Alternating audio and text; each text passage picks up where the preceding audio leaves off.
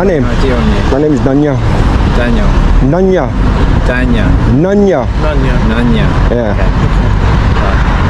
So what's your purpose of being at the police station? Pardon? What's your purpose for being here?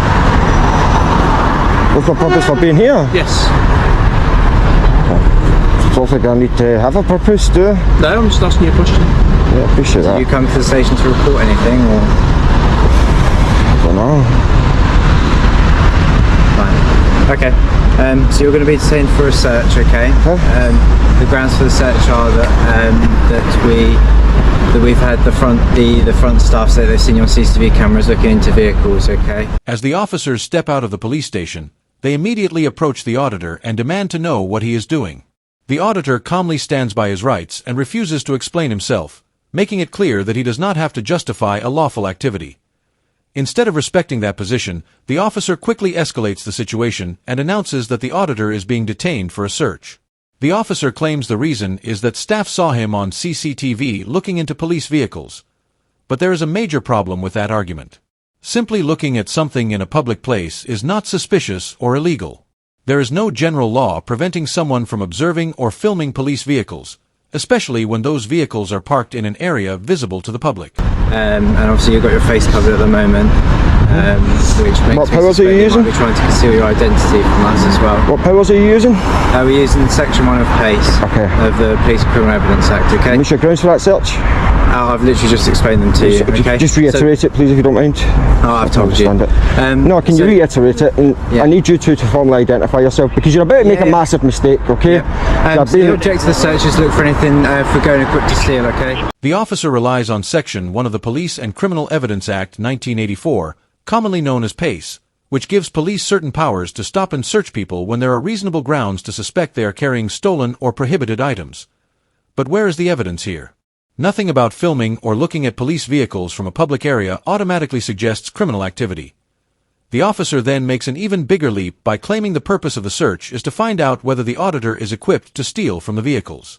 But there is no clear evidence supporting that theory. The auditor has no burglary tools, has made no attempt to enter a vehicle, and is openly filming in broad daylight. This looks less like evidence-based policing and more like a fishing exercise. The officer appears to be using stop-and-search powers first and hoping to discover something that might justify the detention afterwards. Okay, my go on a name's quick PC2. to steal. And what is your grounds for the search? Yeah. I'm asking you. Yeah, so my name's PC217 Trooper. I'm an officer based at the Slough Police Station. Yeah. So what's your grounds for the search? Section 1 of PACE. What's your grounds? You need grounds to... Yeah, Section 1 of PACE, the grounds are that we have a report Somewhere... that the staff have seen you on the CCTV cameras actively looking into vehicles in the car park. So what's the issue with that? Yeah, well, I suspect from what's been reported to us that you might be looking to try and steal items from those cars. From a police station car park? Yeah. Yeah. The buffoonery is unreal. I know it sounds silly that somebody would try and steal from the car park, but it has been done and damage has been caused to vehicles before. Right, okay, so you're just going to tar everyone with the same brush? Realizing that his original reasoning is weak, the officer tries another approach. He attempts to connect the auditor's actions to previous incidents, suggesting that because something similar has happened before, the current detention is justified. But that reasoning is flawed. Reasonable suspicion should be based on the individual's actions and the specific circumstances, not simply on what someone else may have done in the past. Otherwise, almost anyone could become a suspect simply because they happen to be in the same location. Imagine applying the same logic everywhere. Someone standing outside a shop could be treated as a potential shoplifter, or someone near a bank could be suspected of planning a robbery. That is not genuine reasonable suspicion. It is suspicion based on location and assumptions, rather than the person's actual behavior. I could be a car enthusiast. You're wearing some I am, there's your perfectly, face as so well. you need to be careful with that, because you know what a protected characteristic is, yeah? Right? So I wear this for health grounds.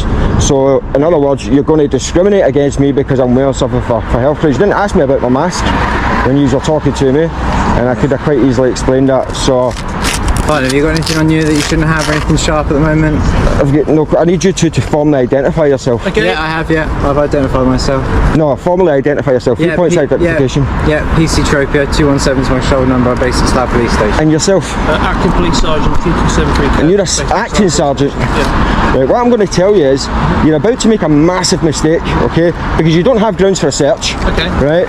And what will happen is, I'll have you in front of the IOPC, And then, when that's all done with, I'll get a big compensation claim out of it because you're about to overstep the mark, alright? Okay. Because I'm walking about a car park, you've had someone saying that I'm looking into cars, even if that was true, and what? So what's the reason for recording on the camera? What? What's the reason for recording on the camera? Again, it's pretty much the same as my name. None your business. How about that? The real reason behind the stop and search starts to become clearer when the officer shifts his attention away from possible criminal behavior and starts questioning why the auditor is recording. That question is revealing. It suggests that the main concern may not actually be suspected theft, but the fact that the auditor is filming the police in the first place. This changes the entire nature of the encounter. Instead of focusing on evidence of a crime, the officer appears to be challenging a lawful activity simply because he wants an explanation for it. When police powers are used to pressure someone into justifying an otherwise lawful activity, the situation stops looking like ordinary crime prevention and starts looking more like an attempt to control behavior. So, because you had a report from a colleague, not a member of the public, was it a colleague? That's a member of the public. Was it a member of the public that I was looking in cars? Yes. What about car enthusiasts? Sorry? What about car enthusiasts? It's possible, but... It's possible, but you weren't giving us any indication. I don't need to. I don't need to answer myself to you. Am I obliged to answer your questions? You're not. Well, there you go then. If you had a What? conversation with us, maybe we could have negated this. I did have a conversation with you. You just didn't like the answer. Well, it's not we didn't like it. Of course, you're now searching me. You're now searching me under Section 1 of PACE because you didn't like the answers I was giving you. That's what's happened. It's not necessarily that we didn't like them. It's just that it wasn't ticking the boxes that we needed to I don't. But again, I don't need to answer to you. And then you're well within your right to... Right, and now you have overstepped the mark. You're putting your promotion in jeopardy here. You understand that? No, not really. 100%, yeah. It's not about... 100%. Because I tell you something, pal, I do this all the time, okay? So I know for a fact you've overstepped the mark. Okay. You don't have grounds for a search. 100% you don't have grounds for a search. You've got our details. If you want to complain, you're more than welcome to do that. I will complain, 100%. And then I'll take Thames Valley to a civil court and I'll get a compensation claim out of it.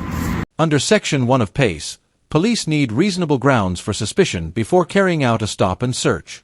That suspicion should be connected to specific facts or behavior that indicate a person may be involved in an offense. Simply filming police vehicles from a public place is not, by itself, evidence of criminal activity. If a search is carried out without a proper legal basis, it can raise serious questions about whether the detention was lawful and whether the person's rights were properly respected. The Human Rights Act 1998 also protects important rights, including liberty under Article 5 and privacy under Article 8, although the exact application depends on the circumstances. If the auditor believes the search was unlawful, he could potentially challenge the conduct through the appropriate legal process. Cases involving unlawful detention or misuse of police powers can result in legal remedies, particularly where officers cannot demonstrate clear and reasonable grounds for their actions. What evidence have you seen of me looking into cars? Have you seen this CCTV? Well, we have a report from college. Have you seen the CCTV? It's third-hand evidence, my friend. You know what I mean? Like, I could... We only need to... Alright. We only need to... Okay, that lady's just went to Tesco and robbed some cheese. Are you going to stop and search her? Have you seen her do it? I'm making an allegation that she's done it. I'm making an allegation that she's done it. That little old lady there has went to Tesco and stole some cheese. Doesn't matter whether I've seen her do it or not. Like... If you haven't seen her do it... The CCTV off it. Go and check that. Yeah, but how do you know that? What? Have you seen it yourself? With Tesco? Have you seen it? Yeah, I just came out there to get a bottle of drink. And you saw it yourself? When the officer challenges the auditor's example by asking whether he actually saw an elderly woman steal the cheese, the auditor turns the question back on him. Check the CCTV. And that is exactly the same principle the officer used to justify detaining the auditor in the first place. The officer did not personally witness any suspicious behavior. Instead, he relied on information allegedly provided by other people. Yet when the auditor presents a similar situation and asks for evidence, the officer suddenly demands something more concrete before accepting the claim. This moment highlights what appears to be a double standard. The officer is willing to rely on an unverified report when using it against the auditor, but when the same reasoning is applied to the officer's own decision-making, he wants stronger evidence. Again, I am alleging that little old lady with a walking stick is no, but do you know how silly your point of view is? You just said that the CCTV, you've not bothered to go and check it. Okay, but I've had So why wouldn't you go and check that evidence? What? I've had it from a police colleague and members of the public. Right, I'm a member of the public. I'm making an allegation. Okay, but you're making the allegation based on what? Pardon? You're making an allegation based on what? Based on what I might have seen.